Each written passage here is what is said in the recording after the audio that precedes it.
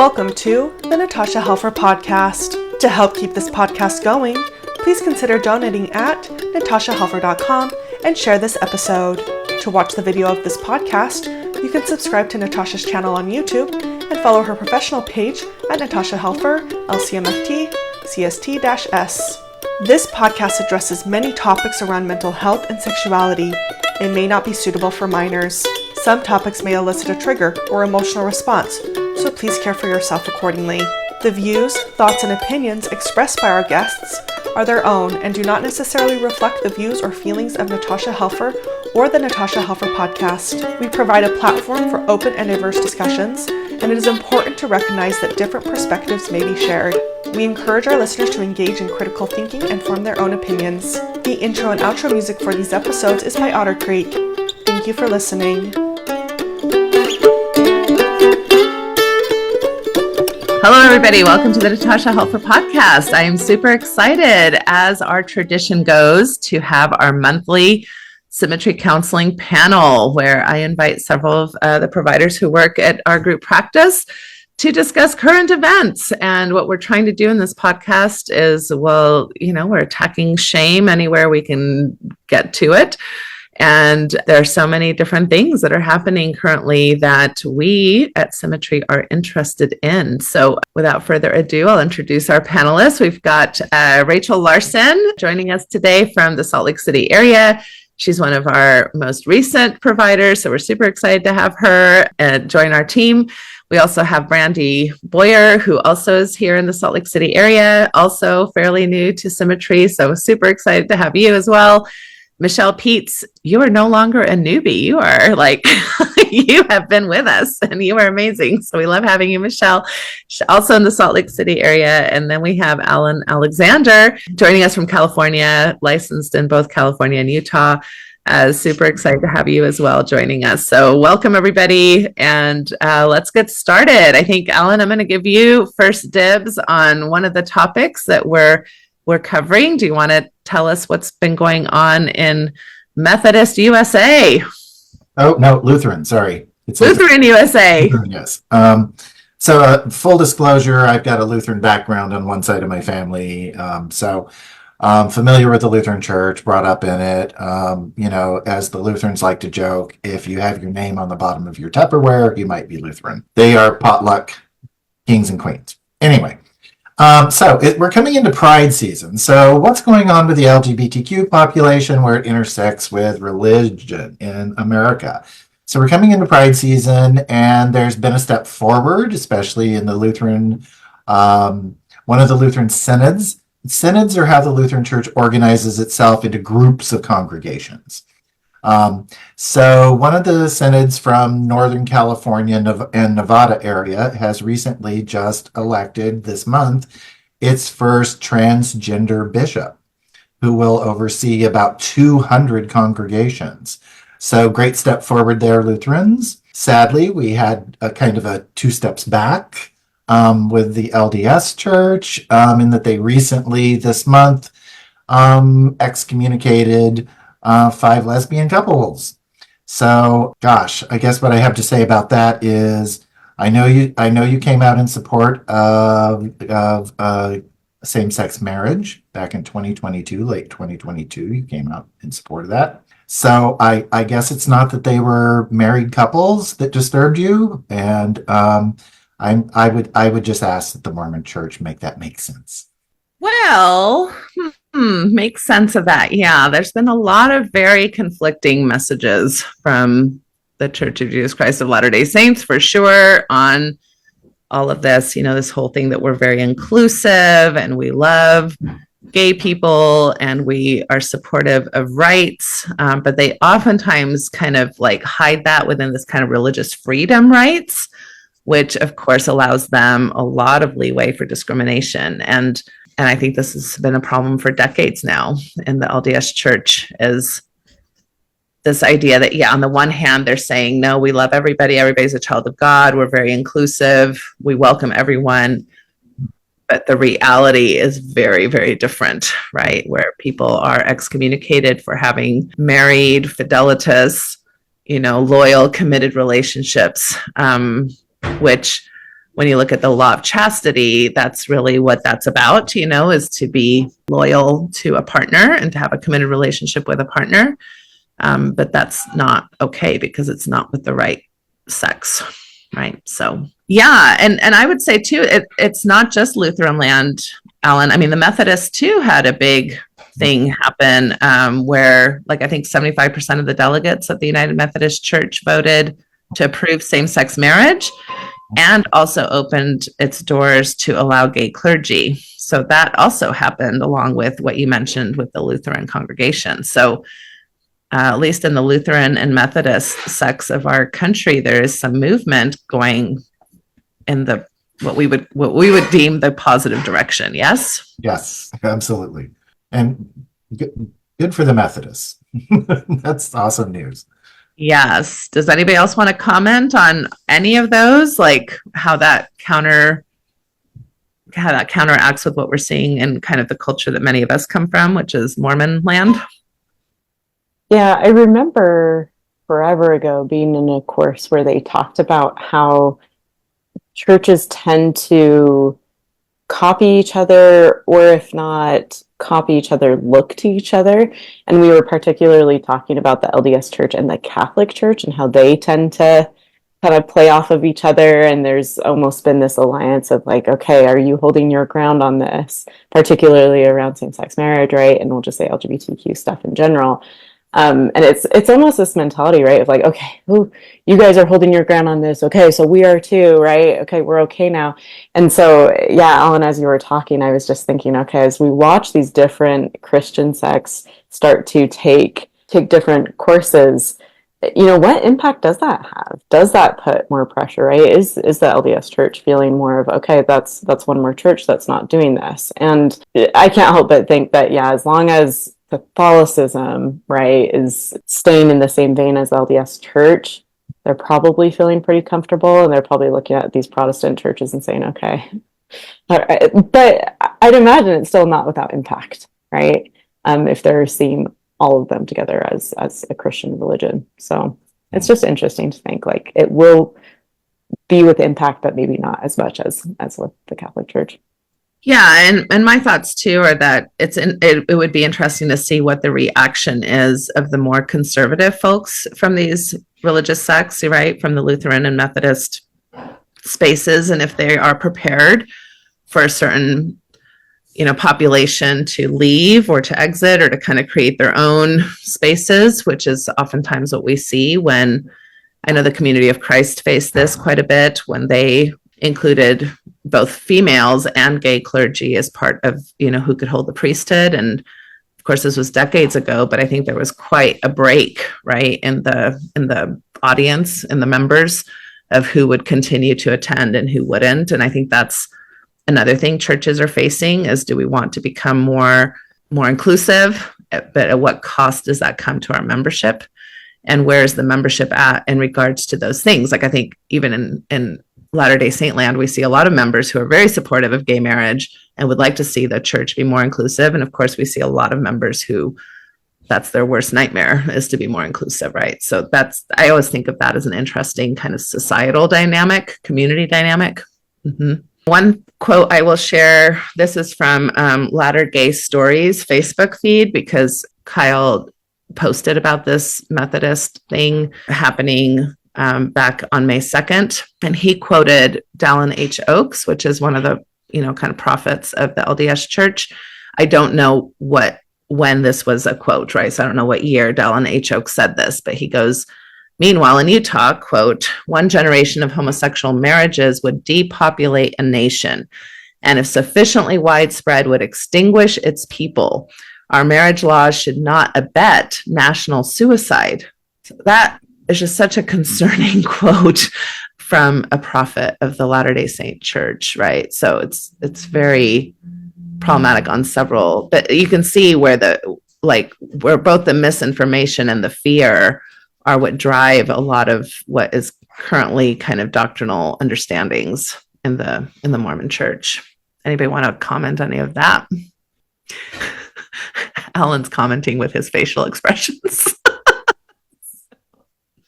If you're just listening, you're missing Alan's facials.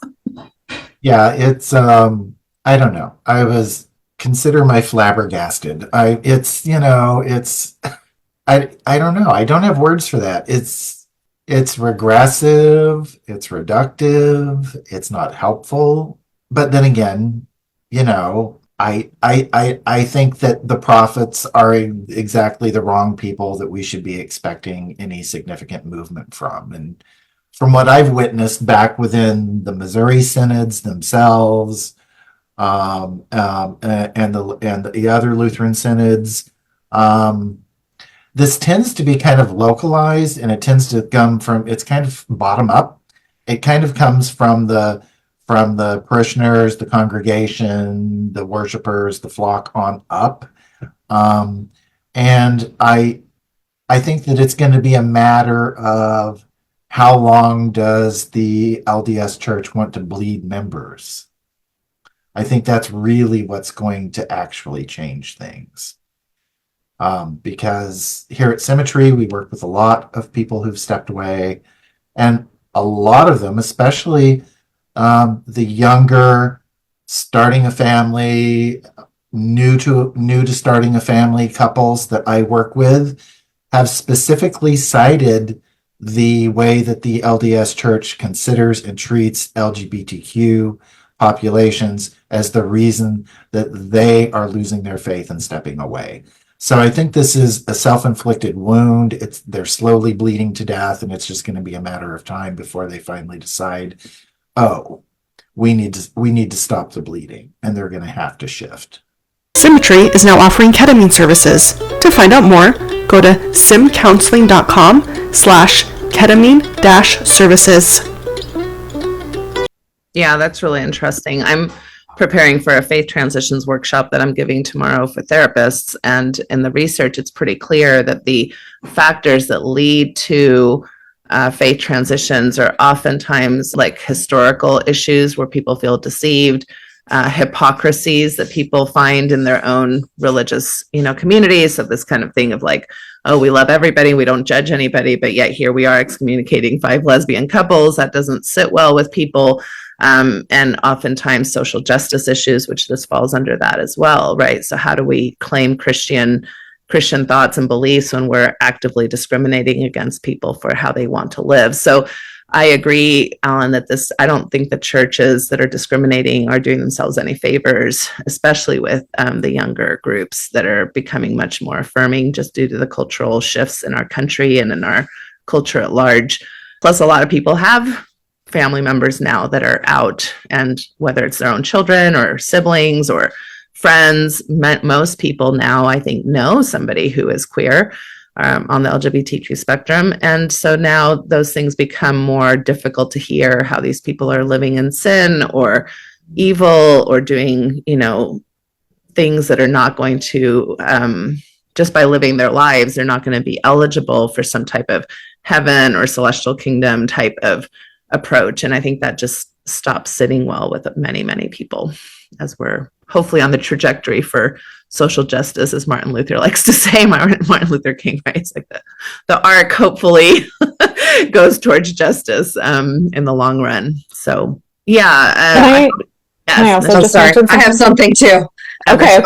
I'll go quickly, but I'm just noticing what comes up for me when I hear that Dallin H. Oaks quote when he says, about the population decreasing, and he's saying it in this like, oh, this would be scary, right? This would devastate our population. And as someone who's a part of a generation that's really concerned about like the health of this planet and the future of global warming and things like that, I can't help but actually feel conflicted about that and be like, that would actually be kind of great, right? If we could slow population growth a little bit. And so it makes me just kind of think like, does he know who he's talking to here? That people are actually quite concerned about too fast of growth, and that and it speaks to maybe the larger existential angst that Dallin H. Oaks is carrying around this versus what the generations that are about to become the leaders of the church might be thinking about. And I think when you're a thought leader and you're expressing those things, you really do impact the collective unconscious, right, of the people who follow you. But then I think you also have the power to like elevate these other things into people's conscious awareness of like, wait a minute, would that actually be so bad? So it creates this whole other conversation around that. But anyway, I just wanted to point that out, that's kind of a funny, maybe unintended consequence of that comment. Yeah. No, I agree. I do think we need population growth control. We're seeing that anyway with heterosexual couples. And it just kind of feeds this idea that, oh, if we allow this, like somehow everybody will be homosexual. There'll be no heterosexuals left. Like it's just so silly on so many levels. But Rachel.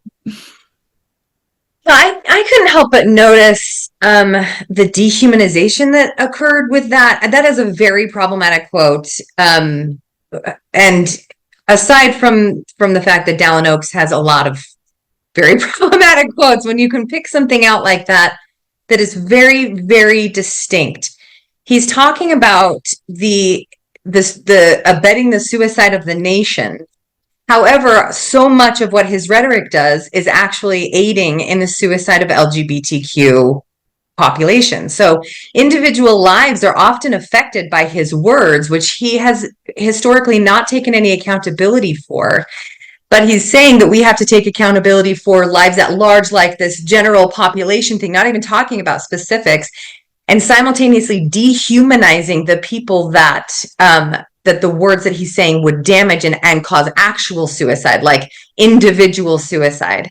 So it feels like the prioritization of some humans over other humans. Like we need to think about the heterosexual humans and how this is going to impact them and their world, and whether or not they're going to have children, and then how that's going to impact. But we are at the cost of ignoring the humanity of the LGBTQ lives and those humans. And so I felt like what he's done is just say some human lives really matter, and the other human lives we don't have to pay attention to necessarily, because that's not the, like, we've got this superiority thing happening of like, well, the heterosexuals, that's who we really need to be concerned about, and whatever impact this is on the LGBTQ community.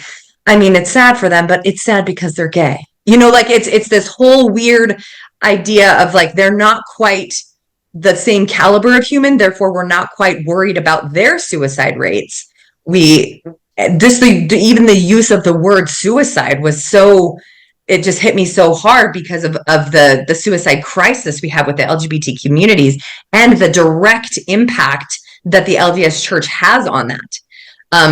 It's not even based in opinion. Like factually, the LDS Church is impacting the suicide rates of LGBTQ community. And so to completely ignore that and use the word suicide it just felt so like, it's felt really tone deaf and also very dehumanizing in my ears. Well, and completely inaccurate. I'm like, has anybody in this practice ever seen somebody come in with suicidal ideation because a heterosexual person have any heterosexual people that you've known of been suicidal because gay marriage passed, back, a decade ago?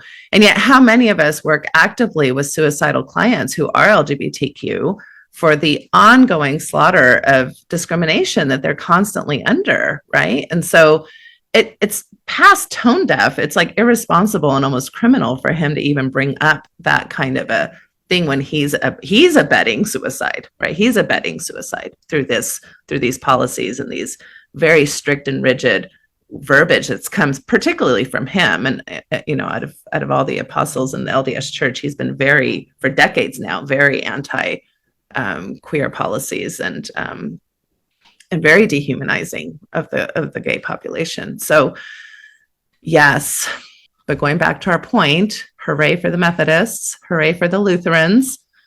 Even one of you brought up Catholics. Like the Pope is kind of doing some interesting things, as far as trying to challenge some of the culture within his community without maybe being as upfront as I wish he would be, but he's definitely doing some things to help people feel more legitimized and welcomed.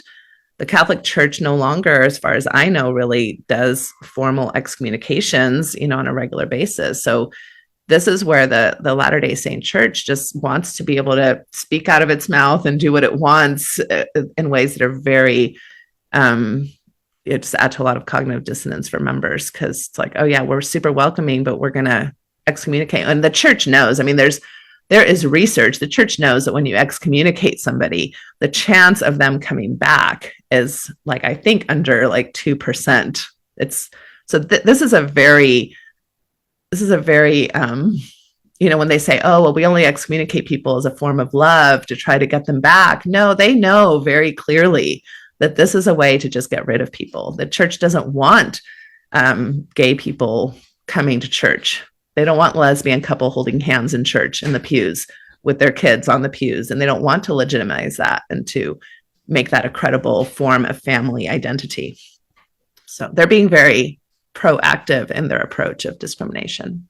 So, well, we got to remember that the whole point of religion in the first place is we, this collection of people, are setting ourselves aside as specially knowledgeable, specially anointed, specially chosen, which means that the other side of that coin is, and there's others. I just made air quotes for those who can't see.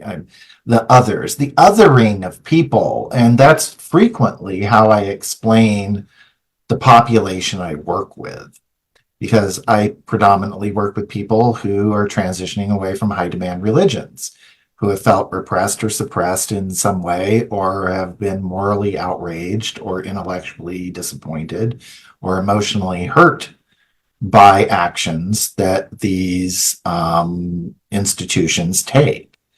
And so when I explain what I do, I always talk about, yeah, there's great benefits to religion for a lot of people. Psychologically, we understand this, that it can be very inspiring, aspiring. It can provide purpose, structure.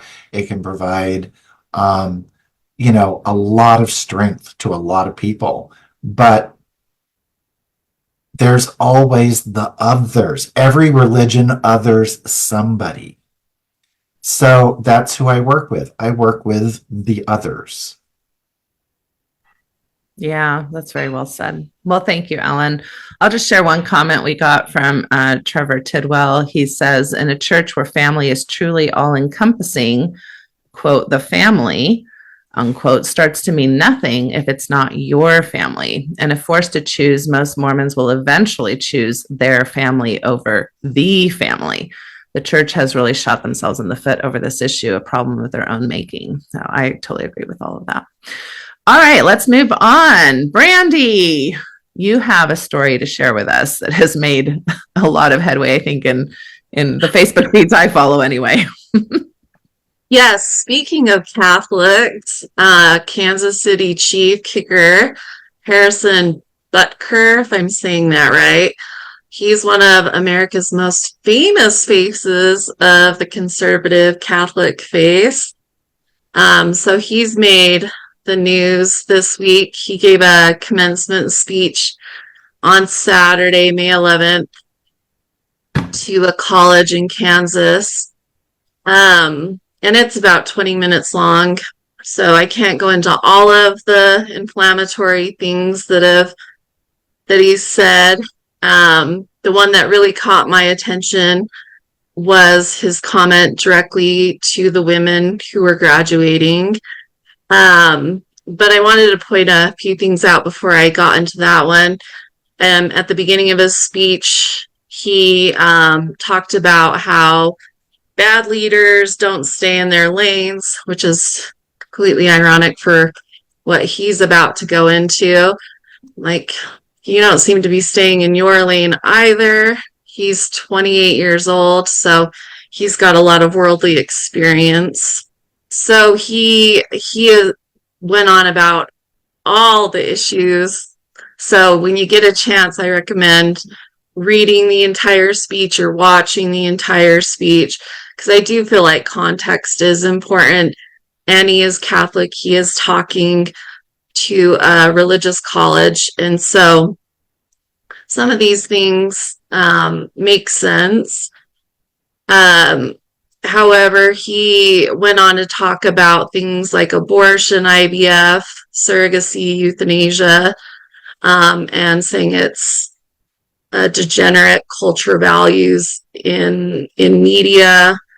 And then he went on to talk about dangerous gender ideologies when referring to the LGBT plus community and how they're being pushed on the youth of America.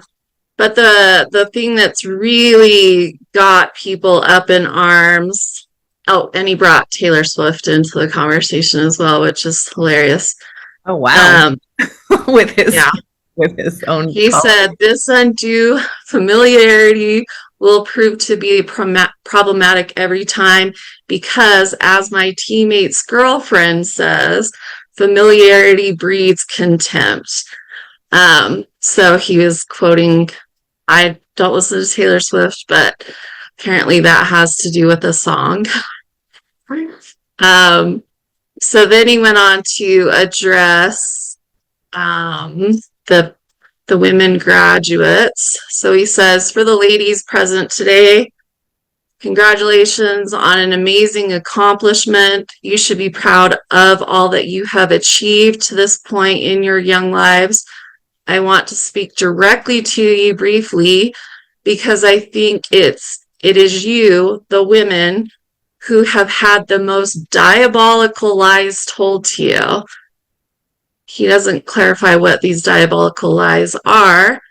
How many of you are sitting here now, about to cross the stage, and are thinking about all of the promotions and titles you are going to get in your career? Some of you may go on to lead successful careers in the world, but I would venture to guess that the majority of you are most excited about your marriage and the children you will bring into the world. And then he goes on to talk about his wife, Isabel, and how she didn't start living her vocation as a wife and a mother until she met him. So that's the part that's really Alan, that's the part that's really got everyone up in arms. A straight face. So, but then he talks about how I met a girl in band class and to become my wife and embrace one of the most important titles of all, homemaker. And then the other part, if you read it, he goes on to talk about addressing the men in graduation. To the gentlemen here today, part of what plagues our society is the lie that has been told to you that men are not necessary in the home or in our communities. As men, we set the tone of the culture, and that is absent. And when that is absent, disorder, dysfunction, and chaos set in. The absence of men in the home is what plays a large role in the violence we see all around the nation. Other countries do not have nearly the same absentee father rates as we find here in the US. Be unapologetic in your masculinity, fighting against the cultural emasculation of men. So there's so many things in this speech that enraged me as a person who made a conscious choice at 17 to never get married, to never have children, to get a college education, and to, work hard in my career and be more than these things that are supposedly my duty as a woman. So, yeah, I highly recommend watching this. Well, I'm going to turn the time to Michelle for a minute because I couldn't help noticing her facials this time around. All right. I wasn't planning on talking, but I have plenty to say. Triggers left and right of, memories of times sitting at BYU, and at the very end of my time there, Elder Ballard speaking to the women and saying, stop putting off marriage. And I was kind of talking to the men too, but stop putting off marriage. Your most important role, is to get married, have kids, and lead in the church, particularly because the church is really struggling to, I think have enough leadership for the rising generation.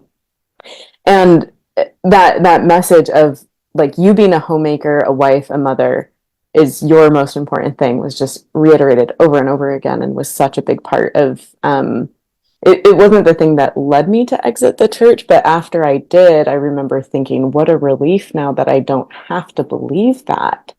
And it's especially frustrating to me because now we're at a point in the feminist movement where we're starting to acknowledge, people who do see wife, homemaker, mother as the most important roles that they'll fulfill in their life, like that should be valid for them, and that should, like, we should allow that to be true for them, right? It's all about choice, but we've almost like pitted women against each other, and it's like, well, is this the better way that you can get a career and never marry and like, F that kind of thing, versus these people who do want to stay home and have all of that. As I was listening to you, I was just thinking that's what sucks more than anything is having a man at a pulpit or who has a microphone who is like creating that tension within women that is so unnecessary. And so I'm sitting here thinking, like forget all that, right? Like I want to just like not be those things just because he said so. And then at the same time feeling the way, but I really respect every woman out there who does do those things and does feel those are the most important. And so anyway, just like noticing how it, like he is not a woman, and he's talking about that and creating tension within. He's a 28-year-old boy. Come on. Like, come on. You're going to mansplain to me as a 20-year-old boy, like what we should be doing with our uteruses and with our time and that's my initial reaction. Rachel, I'd love to hear from you. I have so many thoughts. I was thinking the very same thing. A 28-year-old kid that hasn't ever been a woman to try to say what the most important role for a woman is obviously laughable. But he literally believed that what he said was so important, and like he had this like wonderful thing to say. I just want to point out, as in the mental health realm, the second you take a physical attribute and impose that on somebody as a role, then you've removed all choice. So it's that idea of consent, of like all of us are human babies born to this planet, and we should probably be able to have the autonomy to choose what we want to do with our life based on that, like we're a human baby born to this planet. And so when you take somebody's a physical trait, for instance, I think he's going with gender on this physical thing of male, female, binary. Yeah, I'm not even going to go there yet. Yeah, whether you own a penis or a vagina, this is how we're going to decide what you should be. This is how we're going to break you up. But to say that there's a role that you play based on that physical trait automatically removes that person's autonomy and choice for what they choose to do. And so to project his own ideas onto that by saying, well, it's the most important because my wife is fulfilled and my wife is happy, therefore all women would be more happy if they did this, is to project the idea that we all have the same experience based on our physical traits, which is, it's ridiculous in that first of all, it's scientifically unbased, but you can anecdotally look around and see that is not true. Even at 28, he should be able to do that. I definitely can at 45. And say that like everybody's experience is so different and not everybody values the same thing. So for Brandy to sit and say, hey, I made these choices for myself based on what I wanted and what I valued, that is her right as a human being. And to say that that right should be removed based on her anatomy is so gross and old. Like that's just not where we are as a human population anymore. And they're based in the androcentrism and the control and the patriarchy. There's a lot of things that have historically done that.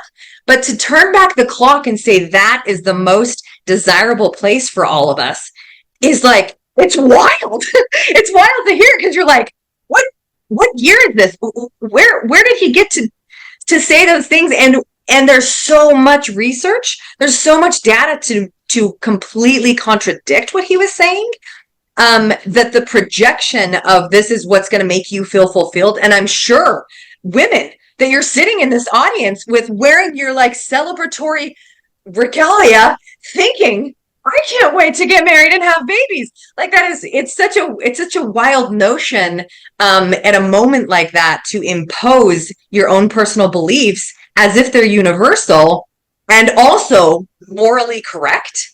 That was what was like, wow, that is a very bold and also completely false statement. And I also was like, that's really gutsy. Again, like, I hate to use the word tone deaf again, but I'm like, how do you not know? How do you not know who you're speaking to and not understand how that's going to land?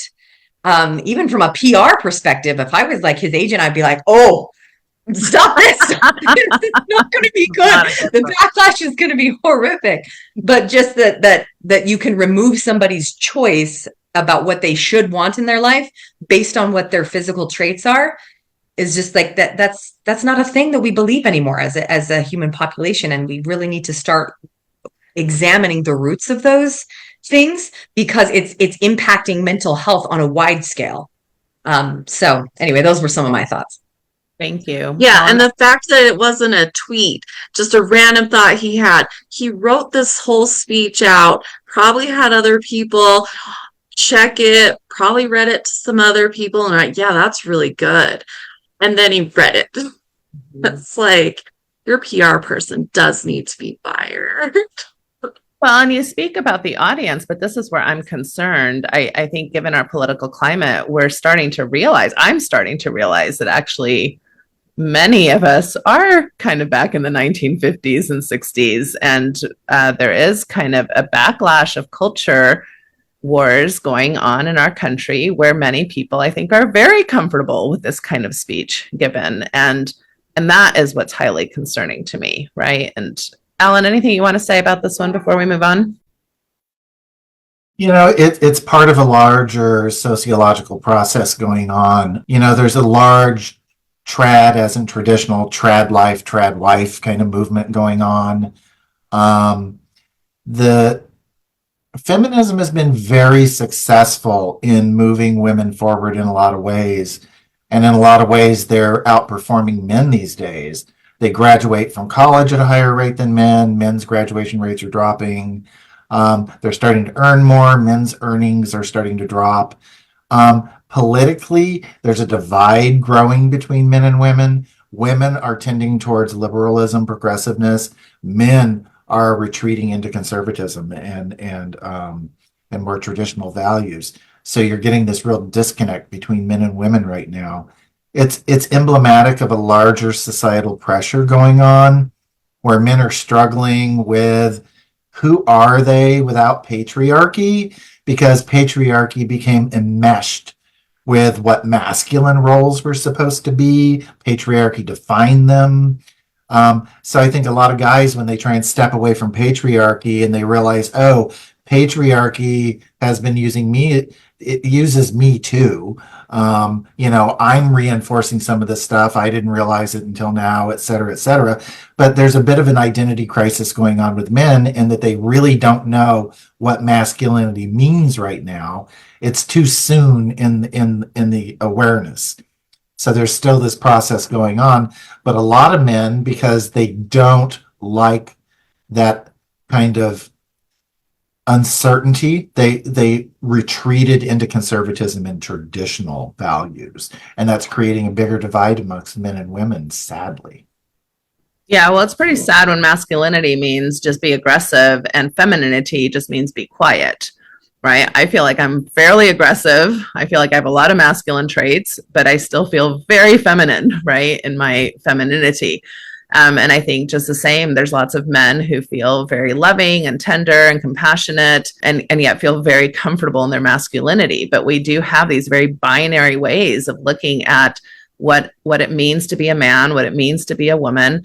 I was very lucky that in 1994, Brigham Young University, as part of my graduation speech, brought Sandra Day O'Connor, a Supreme Justice person that did talk about family values, and yet she had a very flourishing career. And to me, that was very monumental to see that even at that young age. So that's a very different type of graduation speech than, seeing something like this. And it also doesn't speak to the privilege that he has of great wealth.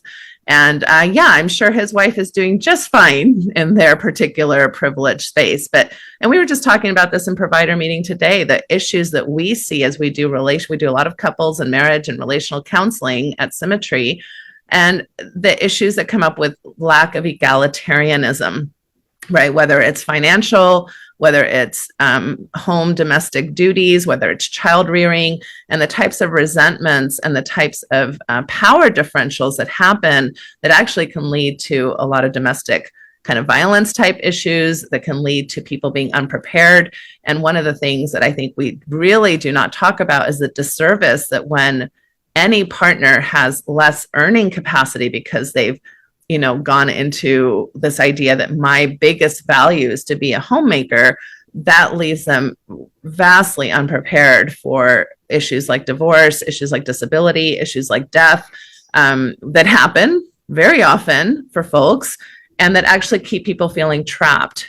So when you don't have financial recourse, now you have a lot of marriages where the main reason for staying is a financial trap or financial fear, which is not a good sustainable reason to stay married anyway.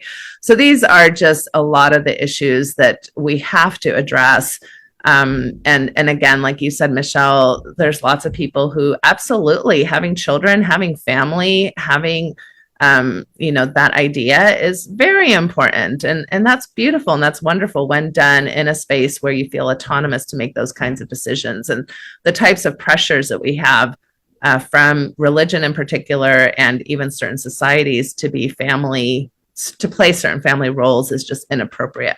And just like people can have the right to want a family and to want that type of life, there's people who do not want that, like Brandy. And we should have a lot of allowance for people to have different roles in their lives. I know Julie D'azevedo Hank, she speaks about this a lot in our LDS culture, that the dangers of having your identity be placed so primarily on one aspect of your life, which is mother.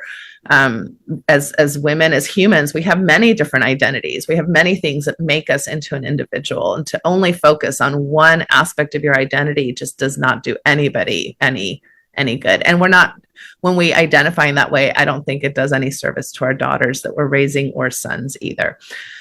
And not to mention our non-binary children who do not fit into those binaries to begin with. So, all right, moving on, because I know we're getting low on time, but I wanted to, this kind of goes along with this. Rachel, you're going to bring up a topic from an LDS leader, the Relief Society president, which is the highest role that a woman can have in the LDS Church, is that of being the Relief Society president. Tell us what she had to say in the last few weeks. Yeah, thank you. She essentially gave a talk that was meant to be really inspiring about, your ability to choose as a couple, as a family, how you want to structure your lives, and using, your own God-given ability, and with God deciding how you're going to structure your family life, and talked a lot about how she and her husband had been able to prioritize both of their careers, both of their educations, and all of their children. And essentially, it was really like it's a lovely idea. It's a very healthy marriage model in my mind, and a very healthy way to approach how family planning, of taking the family unit, the two leaders of the family unit, if that's what you've got, and then deciding how you are going to make your life work, what the goals you have for your life. If you want children, if you want a certain lifestyle and income and types of careers, and what plays to your strengths, all that kind of stuff. It sounded super healthy. And I was very happy for her. What was really hard to hear was she was presenting it as if in her church culture, this was not only encouraged or promoted, but also even accepted. And in that time period that she was talking about, the absolute messages that were coming from the leaders, absolute, were women belong in the home. We do not prioritize women's careers. Women should not be out working in the marketplace, and definitely not out working their husbands. And so to prioritize a woman's even her choice of what type of career, like there's a lot of pressure in the LDS church to, if a woman is going to go ahead and get your education, okay, go ahead and get your education, but maybe pick one that's going to be more conducive to a home life. So there's a lot of education majors, there's a lot of family studies majors that come out of these religious institutions, because those are the types of roles for women. And so to listen to her say that this was not only perfectly acceptable in her church culture, but it almost made it sound as if it was like encouraged, really hit hard for a lot of women who did not feel that and felt that they had to stay home, because that's what the men leaders were telling them. And so to feel like my family's not as well off as it could be because I followed that counsel, but your family's doing great because you didn't follow that counsel. And now we're going to pretend that counsel never existed and that you were free in this space to make these choices completely free of the church's influence, felt very disingenuous and insulting to a lot of women. So it erupted in another backlash for the LDS church on Instagram that was much like the one that happened not too long ago. In the same space of women clapping back and saying, no, that's not that's not a thing. This is not what happened back in those days. And there were a lot of, quoting of the prophets and things like that. So it was quite a dissonant thing. Anyway, I'd love to hear the rest of your thoughts on that too. Yes, and Brandy had to leave to see a client, so we're saying goodbye to her. Michelle, do you have any initial thoughts on Camille Johnson's comments? Yeah, I mean, it really makes me think of the time in the church when President Kimball, so like the prophet at the time in the 80s, was really intense in talking about women come home, right? We need you in the home.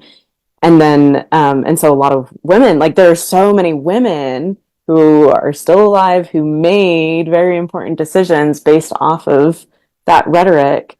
And then you had Chico Okazaki come along, right, who was, I don't know, just quite affirming in women's identity. And so then there were the women there who were like, wow, okay, we can be, these women who can work, and that is legitimized and great. And so you get these two leaders who have significant voice in the church saying two pretty disparate messages. And depending on when you're really starting to pay attention to and listen to the rhetoric of the church, you follow one or the other, and it has huge repercussions on your life. And then we have this like really big division in the church, right?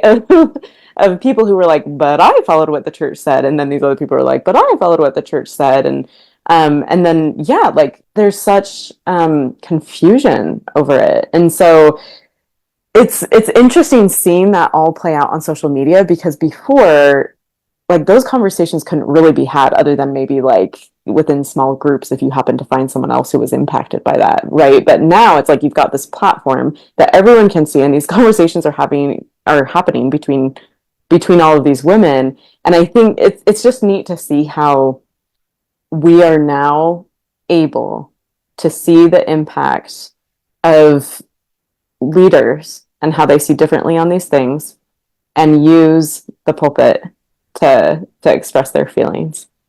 And it just, I think, also shows us that like we have leaders and then we have a whole group of followers based off of that. And we like, how do we reconcile that, basically, I guess is my question, right? Is like, are we okay with this? Because this is pretty hard stuff. But I mean, I'm glad those women are speaking up, basically. Yeah, I mean, yeah, the church has definitely had some interesting commentary from, I think, the spectrum of LDS and Mormon women, right? From the believers to the nuanced to the, exmos, really almost kind of being on the same page about some of these issues that have recently come out about female membership. I had a very strong reaction to this. I definitely came up in the 1990s as far as an emerging adult woman. I had the Chico Okazaki. I had the, was it Sister Jackson? I forget her first name now, Ellen Jackson, or that seemed to be more progressive. At the same time, as a woman myself, I felt extreme guilt that I was married and pursuing my education. Extreme. I felt awkward at church. I felt like I was doing something naughty. I was getting my master's degree, and I knew that I needed 2 years of pretty much full-time work to get my license post my master's degree. But I had this, this kind of principles or values discrepancy where on the one hand, I wanted to desperately be a mother, and I definitely valued that identity. And on the other hand, I just felt so nervous just due to family history and lots of stories in my family background where oftentimes where it was called upon for women to have to provide for their children, in ways that they hadn't planned on. So I dealt with that for 4 years, making that choice that I wanted to get my degree and I wanted to get my license before I had children. And I did. There was, even though Chico Okazaki was there, that's nothing compared to President Hinckley and President Benson and President, all the prophets that I was, going through at the time and all the BYU people who were saying that this was the role of us is to be in the home. Fast forward several, like probably 15 years where I was invited by the church office building to, during Mitt Romney's time to be part of the panels that they were inviting at the time of women who were influencers, right? So I had my Mormon therapist blog, and that's why I was invited. And as I looked at the panel of us, there was about 4 or 5 of us in the room. And I remember at one point asking each woman, like, so you have a PhD. So now you have a PhD. I was the least educated in the room. I had my master's degree. And I was like, did you get your PhD? Were you married, or did you have kids? Everybody had prolonged having children in that room. All 4 of us or 5 of us, I forget how many of us there were. All of us had not followed the prophet. And yet here we are. And so I looked at the people and I was like, why are we here? Why did you invite us? We are the disobedient ones. Why are we getting this accolade? Where are all the stay-at-home moms who followed the prophet? Why are you not getting their opinions? Oh, because they have no influence. They have, at this political moment where you need us influencers to support this idea that you want to give to the world, that women have equal rights in our church, which that's not even true, because that's really what their purpose was for having these panels, was to see if they could basically send journalists to us so that we could basically say, yes, look at me. I have so much power and earning potential and influence, and I'm a Mormon woman. But I'm like, but you're ignoring like 98% of the LDS women that are not in our position and who obeyed the prophet. But you're not interested in their opinion, are you? You're not interested in sending journalists to their homes, are you? And so for me, this was gaslighting 101. On the one hand, I had kind of like this, I know what it's like to work from within and try to stir the pot and try to make change. And I thought, wow, Sister Johnson, this was a great FU to the prophets. This was a great FU. Like, look at me. I am now the leader of the women. I did not follow your advice. I did it my own way. I did it with my husband. I have earning potential. I have power. This is probably why I'm the president of your organization. So I saw it as like this moment for her to be like, guess what? I didn't follow. And she's doing it in a very diplomatic, wonderful way where she's probably not going to get in trouble. But I saw it as an FU to the prophet. So part of me was like, you go, girl. But then the other part of me was like, this is gaslighting 101. You are now a white woman of privilege that's highly educated, has a lot of earning potential, and you're talking to a global population of women that oftentimes are in poverty or basic poverty, have zero earning potential, are feeling trapped, have 6 to 8 children, and are struggling both in mental health, sexual health, relational health, because they followed the prophets. And so it just drives me a little bit nutty. So I'll just get off my pedestal and let Alan have a say before we move topics again. I always find it interesting that the people who have achieved things, and usually in their own way, through very specific circumstances and efforts. I'm not discounting people don't put effort into things, but it's such confirmation bias to look at your own success and then generalize that to everybody else. It's like, I achieved what I achieved because of my efforts. I mean, and it's also the good old fundamental attribution error, where we attribute our own things, we give ourselves grace around it, we're very forgiving of ourselves, that we achieve and do things because of circumstance. When negative things happen, it's external circumstance. When positive things happen, it's because of our character. But then for other people, when good things don't happen for them, it's their character. It's never due to external circumstance. And this, between confirmation bias and the fundamental attribution error, this gives them a real blind spot. And it can come off as kind of out of touch, missing the mark, a little preachy, a little like, I'm not recognizing my own privilege here. I did it, why can't you? And that just always seems to hit a sour note. Yeah.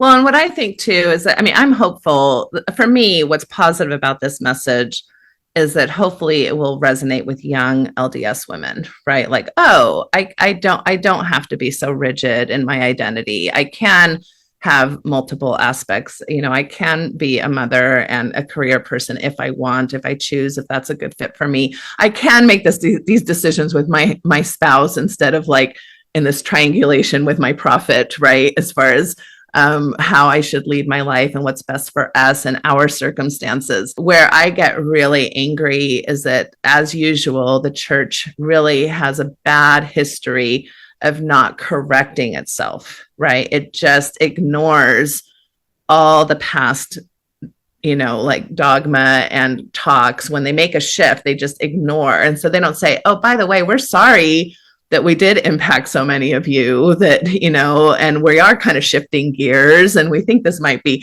that would help people feel like, okay, at least they acknowledge that they had undue influence in my life. And there's some repair work being done, which we know is what helps with mental health and with relational health and with spiritual health, is repair work. Now, the church never wants to do its own repair work.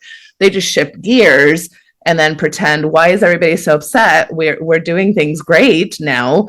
And that's just not good repentance. It's just basically not good repentance work at all. The church does the worst job I've ever seen in repentance work, even though they preach repentance all the time. So, and we know that repair and repentance actually do help with social justice, with mental health, with all these things. So that's what's so maddening to me.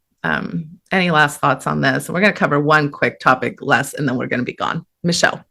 Yeah, you just made me think of a Brene Brown quote that I have to share because, as all of you were talking, I was just thinking about how, as a society, we're trying to figure out what role do women play, do non-binary people play, do men play, do humans play, what's the best way of living life, right? These are all just big existential questions that we have. And so I'll read this quote. Brene Brown said, "I didn't leave religion because I stopped believing in God. Religion left me when it started putting politics and certainty before love and mystery." And that's from her book, Rising Strong. When I think about mystery, I think about, the mystery of existence, right? All those things that we've talked about today of how do we live life? and how does that work? And that we're also lost in that and trying to figure that out. These communities can be really awesome places where we can sort that out and say, I don't know, because like the greatest truth of life is that we don't know so much. And so, yeah, to your point of them not apologizing, even beyond like the trust that it loses in its congregants, it also just totally misses the point of life, which is that we don't know, and maybe we can all just support each other in our not knowingness. I love that. Thank you for sharing that quote. That's a beautiful quote, which goes back to what I spoke about earlier as far as why people do leave religion and why we're seeing people leave organized religion kind of in droves. And I mean, the statistical leaving has just exponentially shifted in just the last decade or two. So it held steady for decades before that. So it's just an interesting cultural shift that we're seeing. Okay, the last thing that we're going to talk about today is this interesting thing that happened. Oh, before we go there, I just wanted to share a comment from Mary Farr. She's talking about the speech from the football player. His speech reminded me of almost every Mother's Day talk I ever heard when I was a member of the Mormon Church. So I want to just call that out, because even though we're acting like, oh my gosh, how can he say these things? We're having such a strong reaction because these are the things we've heard all of our lives. Whether you're Catholic or Mormon or, conservative evangelical, these are the messages that women have heard forever. And then, I think one of you made the point that then we monitor each other, right? We monitor each other as women. Are you a good enough woman? We judge each other. And so then becomes this, like, instead of supporting other women, we infight and we judge each other, which kind of goes to this next topic. So down in St. George, we had a woman, maybe in her 40s, I'm guessing, now charged with sexual battery after a skirt dispute, meaning that she felt it was an appropriate action to go up to a younger woman. So there's an age differential there and a power differential just with age, and pull her skirt because she felt like it was immodest and showing too much skin in a public setting. So she thought it was an appropriate thing to do, to lay hands on another person due to their modesty, as kind of like monitoring somebody's modesty, which this is highly problematic, right? And I think, and on top of it, she was a Utah employee. I think she worked for some type of legal entity down in the St. George area. So, you'd think, maybe you'd think that you'd know that this is not appropriate behavior. But I guess what I'd like to call out on this is that I feel like, especially with the religious right and so much of our political climate getting so much attention in regards to these kind of older, what we see as kind of archaic ideas about how humans should show up in the world and whether or not we have a right to regulate other humans and what they're doing sexually and what they're doing with their identity and how they dress and which bathroom they're going to, be able to go to. And, we want to monitor everybody's sexuality, even though this is supposedly the political party that's not about, government regulation, except for when it comes to your personal lives. The entitlement, like that she thought that this was an okay thing to do, that the level of entitlement that comes that somebody could place hands on you because you are, showing skin, which quite frankly, I mean, I go to pools now where the thong is a pretty new, lots of people are wearing thongs, which, is pretty common in Europe and in Brazil and things like that. But it's kind of finally coming to the United States where people are wearing things that, show quite a bit of skin. And this idea, which really fits into kind of rape culture, which is like, if you're showing skin, you are asking for assault. And that you should be okay with the idea that somebody would come up and touch you, whether it's sexual or not sexual. This woman thought it was okay to come up and touch this person. So any reactions about that? Well, look, everything we need to know, we learned in kindergarten. Keep your hands to yourself. My goodness, this is such a basic lesson. Come on. Yeah, but the entitlement is off the scale. Why you think you could just walk up to a stranger and lay hands on them, especially around the way their body looks or how it's presenting. But again, this is not unusual. I hear it so much from the population we work with about how, and I became keenly aware as a never been Mormon, as a NOMO, learning about Mormon culture. And this is where religion and culture overlap. Mormon culture, I was surprised by the amount of monitoring that goes on of one another. And I'm making air quotes again, but with love. It's always done, with, they monitor everything. When you have a culture that makes it okay to monitor how a person looks, who they're with, where they're going, what they're doing, and then you cloak it in this air of righteousness or correctness, that it's okay to monitor because you're doing a good thing for people who have perhaps strayed off the path. That's just arrogance and narcissism. I'm glad that you're bringing that up, because I'm sensing a theme of everything that we talked about today, the enmeshment of ideologies that some of these people exhibit. And so even like with Dallin H. Oaks, right, like had the assumption of like, oh yeah, other people are going to see the rise of LGBTQ folks and them partnering up as, a loss of population in the future. Like everyone's going to think that, right? So I'm going to say that kind of thing. Like, and then Butker and his assumption that his wife's experience with motherhood is what everyone else's is going to be. And then with this one, is there unconsciously an assumption of this woman who pulled the skirt down of like, well, that's how I was raised, or I would have wanted that to happen for me, for someone to take care of me. I don't know what was going on in her mind, but some kind of assumption of sameness there. And developmentally, ideally, we go through this process of recognizing that people think differently than us. They have different values and different things work for them. And so then we develop this respect for, okay, there's a diversity of thought and beliefs in the world.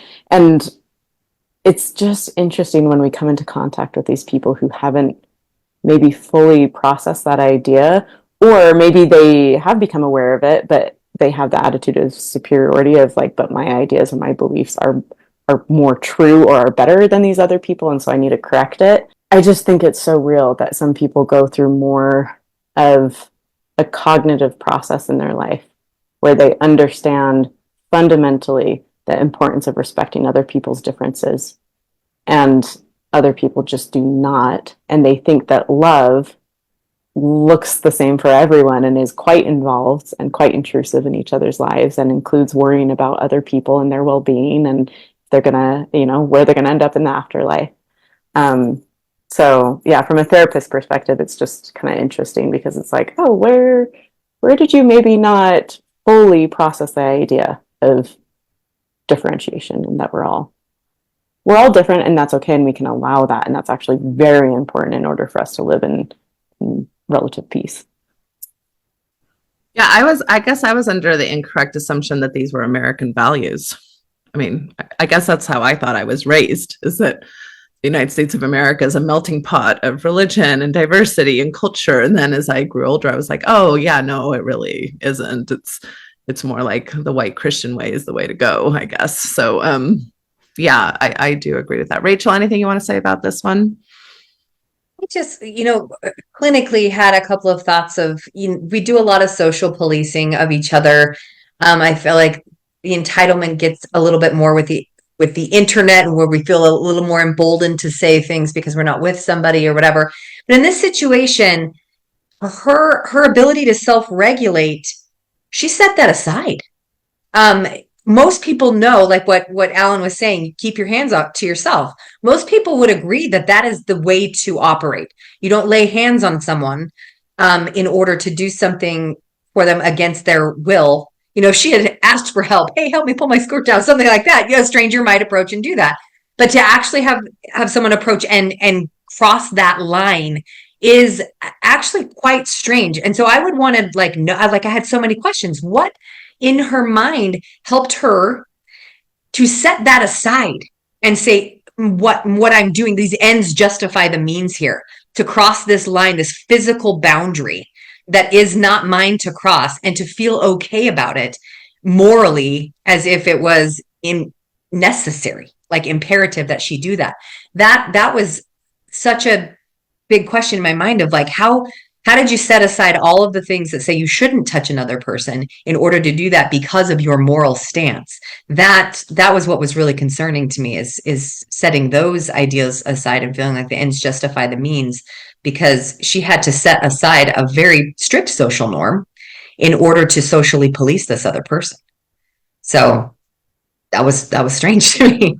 Yeah, no, and I think the answer that I'm coming up with as you ask that really good question is the children. And I think that this really goes to almost every topic we've discussed today as well.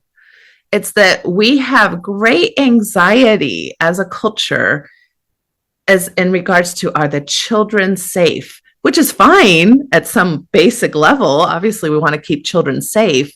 But this particularly becomes problematic when you're protecting the children from basic human concepts like sexuality, right? The anxiety, the parental anxiety around sexuality runs so deep that, sexuality can ruin people, right? And so this comes right into gender identity concerns and, the influence on the children. And, homosexuality, the influence on the children, and, modesty. And, she quoted in the article that, but there were children that were being, exposed to her, upper leg region, lower buttocks region. I don't know exactly what she was showing, and this, I think, speaks to a bigger topic, especially with the advent of the internet and news and bulletin boards and books. And, our children have access more than ever to all kinds of things that we maybe as parents struggle with knowing how to handle our own anxieties around those things.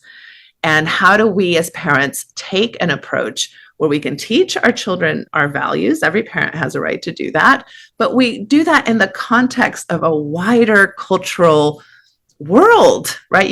It's really unrealistic now to think that I'm going to keep my children in a bubble where they will not be, they will not have access to basic information. And I think this even lends to some, I think, keeping your children uninformed about certain things, I think is its own form of abuse, right? To keep them from basic understanding about their own bodies, or basic understanding about human sexuality, or how the world works, or education in general. There's how many people are homeschooling, which again, in general, I don't think that's a bad thing per se, but for many, it's the intent there is to keep their children from information that actually the children need to navigate the world in a good, healthy way. And so I just always think that it's so interesting to think about the protection of children. When are we really protecting children when we just want to keep them from themes that they're going to run into anyway?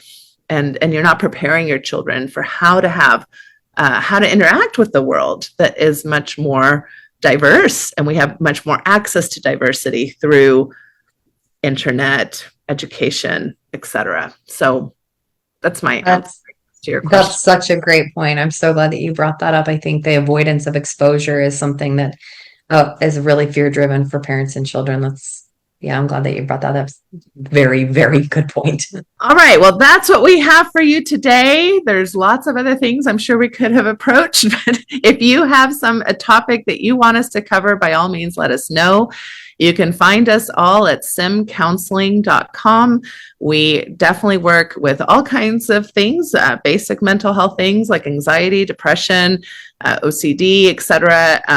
We really specialize in that intersection between people's kind of religious and spiritual lives, mental health, and also sexuality. So we have quite a few therapists who are ASEC certified sex therapists. We also have quite a few that are training to become ASEC certified sex therapists. We think that these intersections definitely impact your lives and your family lives and your relationships. So we would love to work with you. We also have quite a few resources, and we can also always refer you to somebody else if we're not a good fit. So by all means, give us a call or send us an email if you have any further questions, and we'll see you all next month. Take care, everybody. Bye-bye. Thank you for listening to the Natasha Helfer Podcast. To help keep this podcast going, please consider donating at natashahelfer.com and share this episode. To watch the video of this podcast, you can subscribe to Natasha's channel on YouTube and follow her professional page at Natasha Helfer, LCMFT, CST-S. You can find all her cool resources at natashahelfer.com. The views, thoughts, and opinions expressed by our guests are their own and do not necessarily reflect the views or feelings of Natasha Helfer or the Natasha Helfer Podcast. We provide a platform for open and diverse discussions, and it is important to recognize that different perspectives may be shared. We encourage our listeners to engage in critical thinking and form their own opinions. The intro and outro music for these episodes are by Otter Creek. Thank you for listening.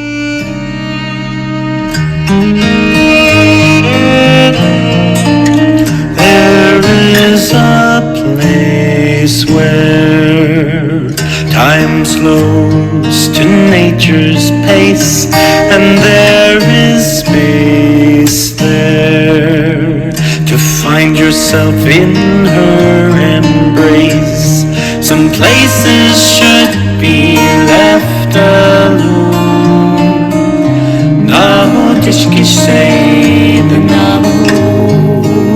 so we can always go to the homeland of the heart.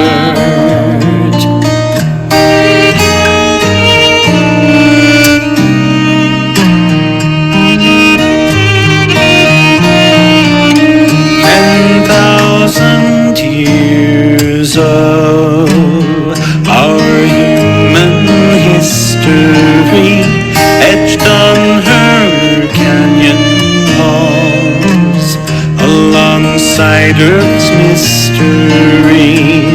Some places should be left alone. Nahotishki so we can always go to the homeland of the heart, to the homeland of the heart.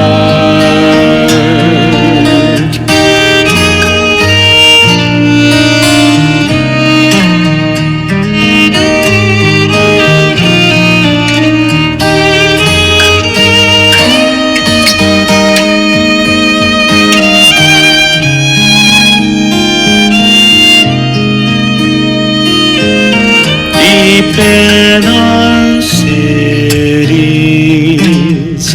we sleep without her stars, yet still her presence sustains us from afar. Some places should be left alone.